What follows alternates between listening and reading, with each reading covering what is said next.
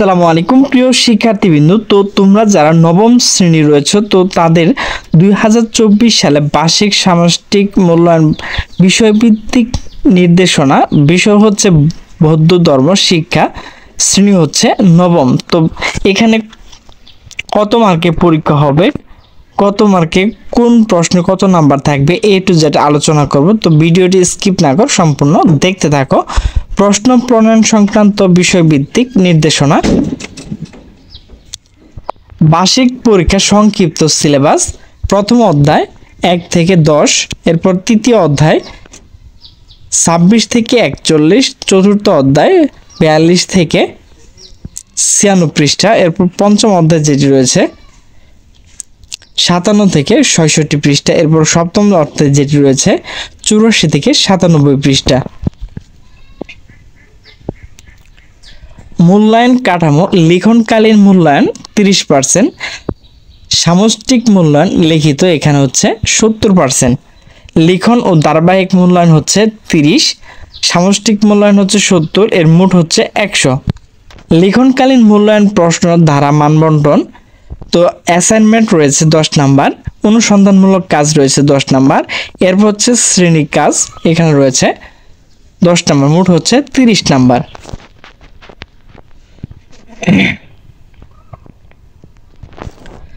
সামষ্টিক মূল্যায়ন প্রশ্ন দ্বারা মানবন্টন, প্রশ্ন দ্বারা ও নম্বর বিভাজন।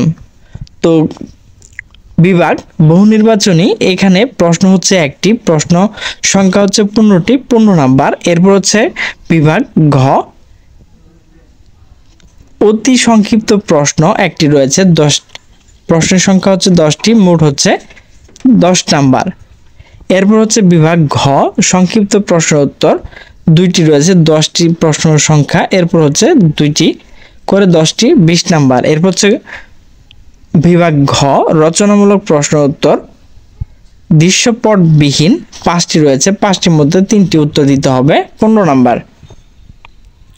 এরপর হচ্ছে ঘ, রচনামূলক উত্তরপত্র দৃশ্যপট নির্ভর, প্রতিটি প্রশ্নের বিপরীত 2টি অংশ থাকবে, প্রযোজ্যমূলক ও উচ্চতর দক্ষতামূলক, এখানে 8টি থাকবে, 5টি উত্তর দিতে হবে, মোট হচ্ছে 100 নাম্বার। তো তোমাদের কিভাবে প্রশ্ন করা হবে সে বিষয় কিন্তু এখানে দেওয়া রয়েছে।